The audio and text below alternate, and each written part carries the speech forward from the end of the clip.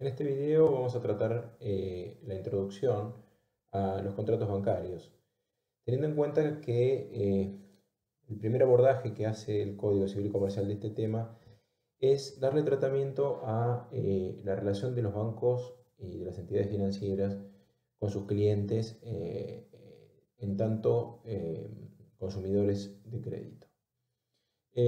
Lo primero que debemos decir es que lamentablemente la sanción del código ha generado una dispersión y una reiteración en relación a las normas que regulan esta relación bancaria de consumidor y banco, ¿sí? Como podemos ver, por un lado tenemos las normas protectivas a los consumidores previstas en la Constitución Nacional. El Código Civil y Comercial contiene disposiciones específicas que defienden al consumidor en relación a los contratos de consumo, y a su vez cuenta con dos capítulos específicos, ya vamos a ver la metodología del Código Civil, en relación concreta a el consumo bancario, el consumo de contratos, cuando se da la relación de consumo en el marco de contratos celebrados con bancos y entidades financieras. A su vez también la ley 24240 contiene en el artículo 36 un apartado que regula distintos contenidos que deben contener los contratos celebrados en relación a consumidores bancarios. Y el Banco Central de la República Argentina tiene una comunicación, que es la 5460, conocida como Protección de los Usuarios de Servicios Financieros, que es modificada constantemente. El último texto ordenado data del 28 de febrero del 2020, con la última comunicación incorporada, comunicación A6917. En definitiva, va incorporando a esa norma regulatoria del Banco que se incluye dentro de lo que es la regulación del Banco Central como autoridad de superintendencia de las entidades financieras y bancarias, las directivas que el banco baja para que los bancos cumplan. A su vez, la Secretaría de Comercio Interior ha dictado algunas normas en relación a lo que es la publicidad y los servicios que deben realizar los bancos y deben cumplimentar los bancos también en la relación con consumidores. Como verán, es disperso, es complejo, y lo peor de todo es que en algún punto se van superponiendo los contenidos y algunas veces se contradicen, aun cuando son digamos, normas relativamente recientes que han sido dictadas y que han sido reformadas en forma contemporánea. La metodología del código, decíamos, contiene dos capítulos. Antes de ingresar el tratamiento de los contratos en particular, contiene dos capítulos específicos. Una que hace referencia a las transparencias de las condiciones contractuales, como dando normativas genéricas de qué es lo que los bancos deben poner a disposición de las partes cuando celebran un contrato, a disposición del consumidor.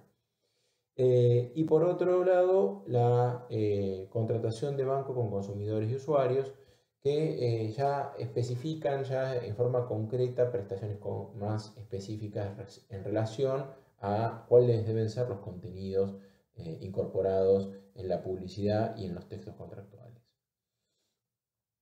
De alguna manera, podemos ir haciendo la comparación de lo que se va solicitando en cada una de las normas, y nos vamos a encontrar con que hay superposiciones, hay reiteraciones, algunas pautas que nos pueden servir que nos pueden servir a ustedes para tener en claro y tener criterios comunes.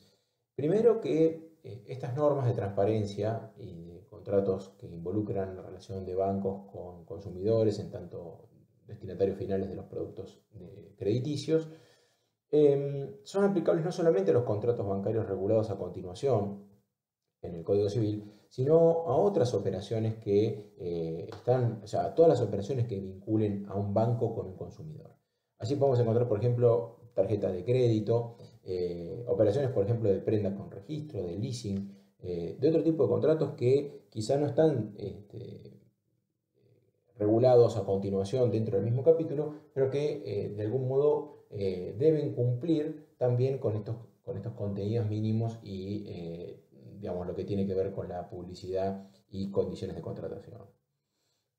Por otro lado, no fueron tratados las cuestiones y no fueron incorporadas a la cuestión bancaria, algo que, digamos, cada vez más, y ahora con el advenimiento de la pandemia, se profundiza, que es la cuestión de los contratos a distancia, ¿sí? La celebración de contratos telefónicos o informáticos que también vienen a modificar un poco el contenido. Es de esperar seguramente que con el tiempo las normas del Banco Central van incorporando a medida que las comunicaciones que el Banco Central dicta a las entidades afiliadas y controladas, afiliadas no controladas, van a ir desarrollando toda una sistemática y una técnica de protección de los consumidores. Lo que tenemos que ver es que en todos los casos tenemos por un lado una entidad bancaria, una entidad profesional, que puede ser un banco como tal o una entidad financiera regulada por el Banco Central de la República Argentina, pueden ser bancos comerciales, de inversión, hipotecarios, compañías financieras, sociedades de ahorro y préstamo, cajas de crédito, es decir, todas las entidades que quedan bajo la regulación de la ley de entidades financieras. Por otro lado, tenemos un usuario definido, digamos, y acá empezamos con el problema de la dispersión, pero en definitiva el elemento común a todas las definiciones es que es el destinatario final del crédito, del servicio y de las prestaciones del banco. Cuando nos encontramos encuadrados entonces en una situación así, vamos a encontrar que hay ciertos contenidos dentro de los contratos que tienen que estar presentes, que tienen una regulación específica y que tanto el Código Civil como la Ley de Defensa del Consumidor y las comunicaciones del Banco Central exigen que estén presentes, definidas y conceptualizadas de modo claro, concreto y explícito tanto en la publicidad como en el contenido de los contratos. Veamos a qué se refieren esos contenidos para que ustedes puedan después hacer la comparación de las pautas específicas que cada uno de los textos y de los órdenes jurídicos específicos que mencionamos recién incorporan. Por un lado tenemos la definición de lo que es la tasa. Nosotros sabemos que la tasa de interés, es la remuneración de alguna manera del préstamo, del dinero que el banco presta. Nosotros vamos a ver que la actividad bancaria básicamente es intermediación y es intermediación en el dinero, en el crédito. Es decir, el banco toma dinero de aquellos que tienen excedente y lo presta a aquellos que van a requerirlo.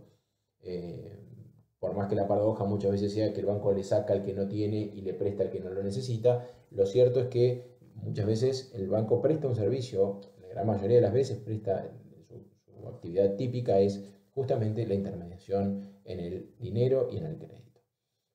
La tasa de alguna manera remunera esas operaciones. Cuando el banco toma dinero del público, lo que está haciendo es pagando una tasa de interés. Esa tasa se llama tasa pasiva, el banco en ese caso es deudor.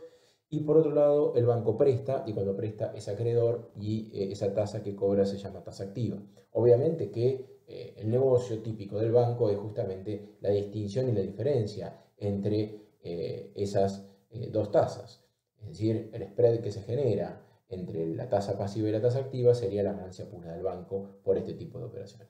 Vamos a ver en otras clases que las operaciones bancarias son más complejas, que no son solamente operaciones de crédito, que hay prestaciones de servicios múltiples, algunas asociadas a los préstamos y otras separadas de los préstamos, y que en definitiva van a generar otro tipo de servicios que el banco presta y por los cuales va a recibir una remuneración, no solamente tasas. Pero bueno, lo cierto es que por un lado tenemos las tasas de interés, por otro lado tenemos las comisiones, en donde el banco presta un servicio concreto, y por otro lado tenemos los cargos, es decir, los gastos que el banco contrata con terceros y que traslada a los clientes. Estos son básicamente los tres grandes conceptos que deben estar incorporados en la publicidad y en el contrato. Vamos a ver un poquitito en detalle cada uno de ellos. Cuando hablamos de tasas, dijimos, es la tasa de interés. El interés es la remuneración que se paga por la privación del uso del dinero. Es decir, el banco presta dinero, no está utilizando ese dinero, esa privación, esa entrega de dinero, de alguna manera es remunerada con el pago de una tasa de interés. Dijimos que es activa cuando el banco aparece como acreedor, pasiva cuando el banco es deudor y debe abonarla. Esas tasas también pueden calcularse de acuerdo a, o sea, lo que vamos a ver es una clasificación de tasas. Entonces, el banco puede aplicar una tasa fija o una tasa variable. La tasa fija cuando tiene un índice o un monto concreto, es decir, un porcentaje de capital sobre el capital. Yo digo que una tasa fija cuando puedo determinar en el momento inicial del contrato cómo se va a desarrollar esa tasa. A su vez, esa tasa puede ser variable, puede sujetarse, por ejemplo, a un índice que publique el Banco Central, a un índice internacional, como por ejemplo, si habrán escuchado alguna vez, la tasa LIBOR o la tasa BIBOR, es decir, tasas de referencia. La primera del mercado bancario de Londres, que es una tasa utilizada internacionalmente, una tasa baja, estable, que no se modifica muy a menudo, y la otra puede ser los mercados locales. En esos casos, los bancos suelen publicar, el Banco Central de la República Argentina suele publicar tasas de referencia que pueden ser utilizadas en los contratos. En este caso, al moverse esa tasa de referencia, se mueve también el interés. Por eso, estas tasas, que son variables, no pueden ser determinadas en toda su cuantía al momento inicial del contrato. En ese caso, obviamente que habrá que identificar a qué tasa se refiere y que el consumidor bancario pueda advertir a simple vista y con una simple compulsa de la información cuál es la tasa que les resultará aplicable a su operación. Por otro lado, la tasa puede ser directa o sobresaldo. Esto tiene que ver sobre la base sobre la cual se calcula. Es decir, una tasa es directa cuando la aplico en forma lineal al todo el capital prestado. Y es sobresaldo cuando la tasa se va haciendo una reducción proporcional de la tasa porque la voy aplicando al remanente del capital. Es decir, a medida que me van cancelando capital, voy calculando el interés no ya sobre el total del capital, sino sobre el capital que falta cancelar.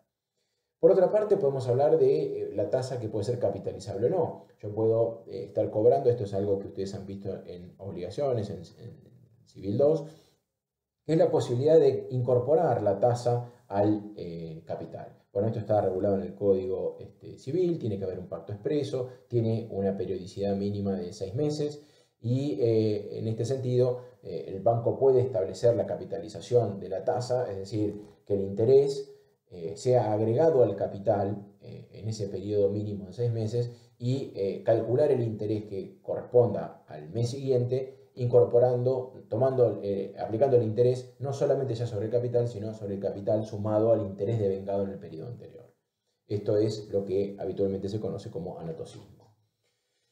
Y por último, y quizá lo más complejo de explicar sin un gráfico, sería el modo de amortización, es decir, a medida que yo voy cancelando voy pagando. Bueno, pero el modo en que yo imputo ese pago me va a permitir saber si yo estoy bajando capital o bajando intereses. Existen dos grandes sistemas en la matemática financiera, que es cómo amortizo el capital, sistema alemán y sistema francés. En el sistema francés, lo que se da prioridad en el primer momento del contrato es a la cancelación de los intereses. Es decir, la composición de la cuota, aunque sea estable, va a componer una cancelación mayor de intereses al principio y menor de intereses al final. Es decir, que decrece la cancelación del interés y va creciendo progresivamente la cancelación de capital. Esto obviamente es más favorecedor es más favorable al acreedor, porque si alguien deja de pagar el contrato a la mitad, de su vida, va a haber cancelado mucho menos capital.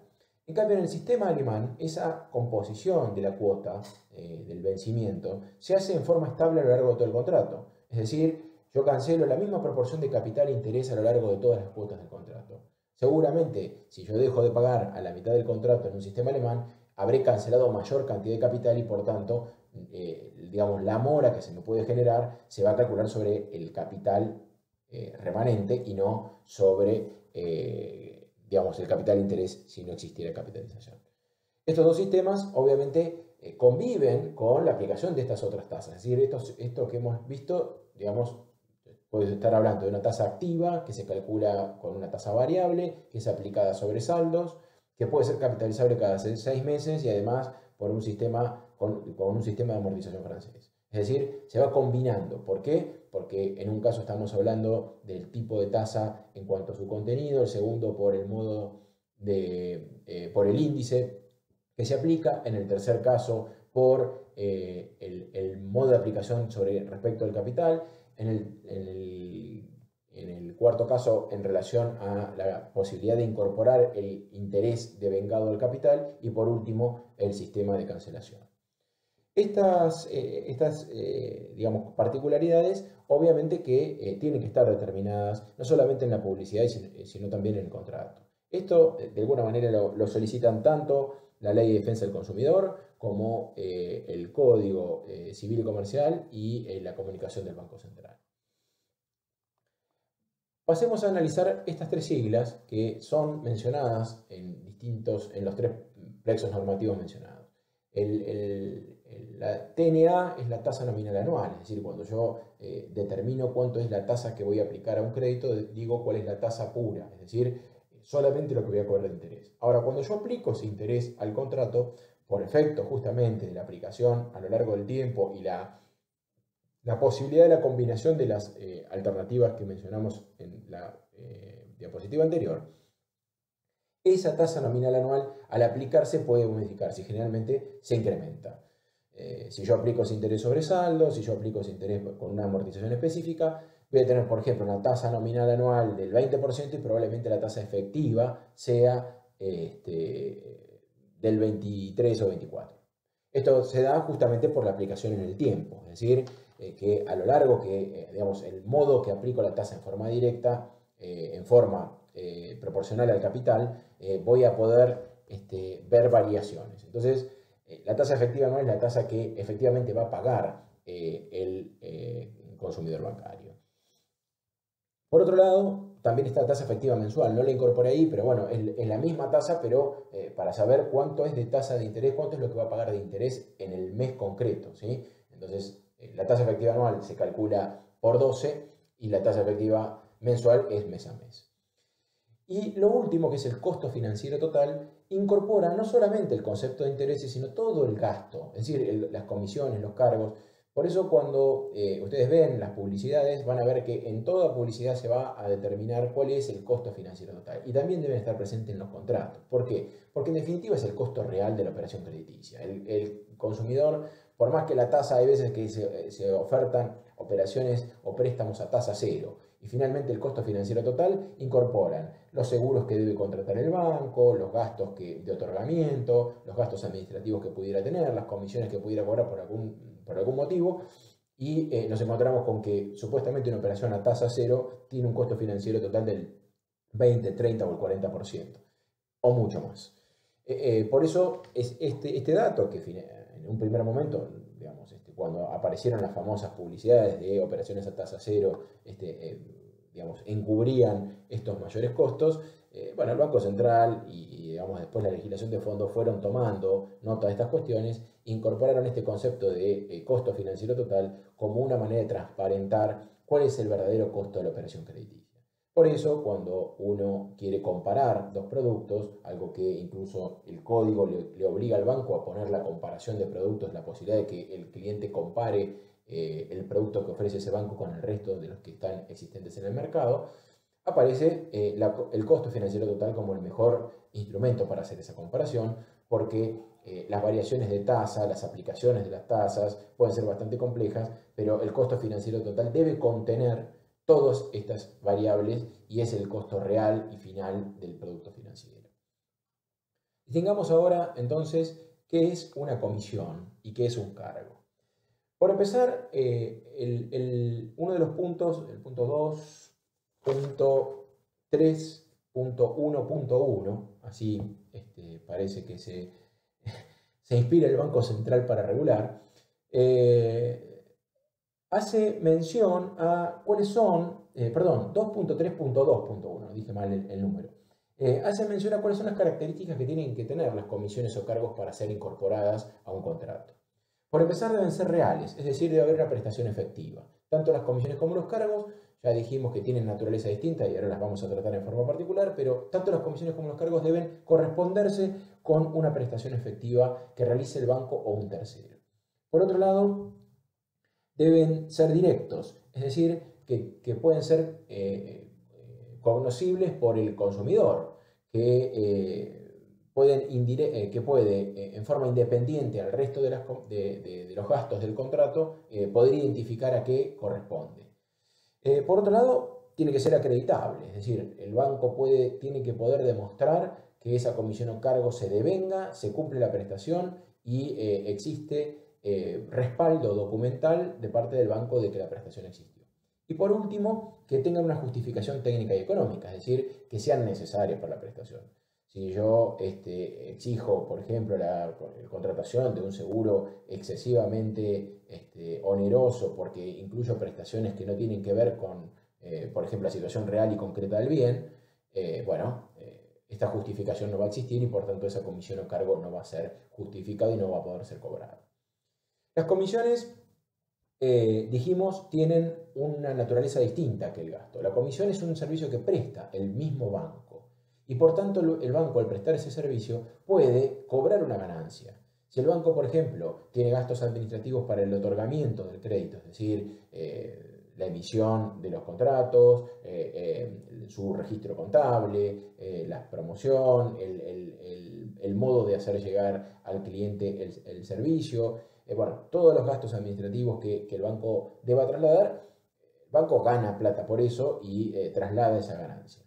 Eso es una comisión, cuando el servicio está prestado por el mismo banco. Ahora, cuando el banco contrata un servicio a un tercero, por ejemplo, cuando contrata un seguro sobre un bien que el banco va a tener como garantía, el seguro no lo presta el banco, lo presta una tercera compañía. Esa compañía de seguros va a prestar el servicio de forma independiente, no va a ser el banco el que presta el servicio. En ese caso, lo que el banco debe hacer es trasladar el costo directo del servicio prestado por el tercero al consumidor sin poder incrementarle ninguna comisión, ningún sobreprecio. Esto obviamente también viene a corregir un desvío de los bancos y entidades financieras que en algún momento, en lugar de poner el monto, de poner su verdadera ganancia en la tasa de interés, la encubrían por gastos que trasladaban. Por ejemplo, en los seguros de vida o por ejemplo en los seguros de los bienes que eran garantizados.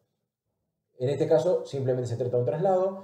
Ambas situaciones son similares, pero se dan con una cuestión distinta y en el gasto aparece una de las características que ha sido el desarrollo tanto del Banco Central como del Código Civil y Comercial, es que el punto de inflexión del gasto es que se fija como materia de comparación que ese servicio tenga el mismo valor que presta ese tercero a un cliente en forma directa, es decir, que la intervención del banco no genere un sobrecosto. Entonces, el modo de saber que ese sobrecosto no se genera es que se pueda comparar en forma concreta y efectiva que ese prestador de servicios cobra lo mismo a un cliente directo que a un cliente que ha sido acercado por intermedio del banco. Estas, obviamente, son todas condiciones que se dan cuando aparece el servicio, el usuario de servicios financieros, ¿sí? Con lo cual es una protección específica para el consumidor bancario. ¿Qué ocurre cuando se producen omisiones en la definición de la tasa, las comisiones y los cargos? Bueno, hay normas muy rigurosas en esto y es que las comisiones o cargos que no cumplan con estas regulaciones son nulas, es decir, que cuando no exista una prestación efectiva por parte del banco no pueden cobrarse. Lo mismo ocurre en el caso de comisiones o cargos cuando no estén determinadas en el contrato, es decir, la falta de determinación en el contrato impide el cobro y por tanto no existe una norma supletoria en ese sentido. Ahora bien, respecto a las tasas de interés, se ha generado como una especie de superposición normativa, que fue la que mencionamos. Tenemos por un lado el 1381 que aplica en caso de omisión de pacto de tasa, una tasa, no se considera que el banco ha hecho un préstamo en forma gratuita. Se presume la onerosidad, pero en ese caso se aplica una tasa mínima y máxima que establece el 1381 del Código Civil, que son tasas que publica el Banco Central, tasas promedio. Por otro lado, el artículo 36 de la Ley de Defensa del Consumidor, también aplicable en un supuesto similar, habla de tasas pasivas promedio, es decir, ya habla de una tasa siempre pasiva, no importa cuál tipo de operación se trate. Es decir, ya es distinta la tasa del artículo 36 de la Ley de Defensa del Consumidor respecto de la de 1381. Son todas tasas que se aplican en forma supletoria, ¿no? Y por otro lado tenemos que el 2.3.3 de la comunicación 5460 del Banco Central de la República Argentina establece que corresponde aplicar como tasa para el caso de falta de pacto o incluso habla del costo financiero total y lo dice así, tasa o costo financiero, los cuales son cosas que técnicamente no son iguales, pone como límite la tasa pasiva promedio de plazos fijos de 30 a 59 días en operaciones de dólares o pesos según la operación de que se trate. Bueno, de alguna manera es como que hay como una incertidumbre respecto de esto, pero lo cierto, lo que ustedes tienen que retener es que la omisión de pactar una tasa nos lleva a la aplicación supletoria de las normas. En cambio, las comisiones o cargos que no hayan sido específicamente establecidos, determinados y incluidos en el contrato y conocidos por el consumidor no podrán ser cobrados por la entidad financiera. Les aconsejo que vayan abordando uno a uno y hagan un cuadro comparativo de las normas para ver que muchas veces van por el mismo lugar, pero digamos, tienen algunas particularidades. Los bancos que incumplan, revisemos digamos, las relaciones. Los bancos que incumplan la normativa del Banco Central pueden estar sometidos a una sanción disciplinaria y pueden además justificar digamos, algún reclamo del consumidor por el incumplimiento de una normativa genérica. Ahora, el banco está cumpliendo ahí una obligación de superintendencia, es el carácter regulatorio que tiene el Banco Central respecto de cada una de las entidades. Ahora, en la relación del banco con el cliente interviene ya la Ley de Defensa del Consumidor, la Secretaría de Hacienda, de Comercio Interior en relación a cómo debe ser ofrecida y ofertada las prestaciones bancarias, y naturalmente el Código Civil en lo que resulte pertinente. Como verán, digamos, no es una cuestión sencilla. De todas maneras, el tratamiento de estas cuestiones van a encontrar en el campus, en la cátedra virtual, material de apoyo sobre esta cuestión.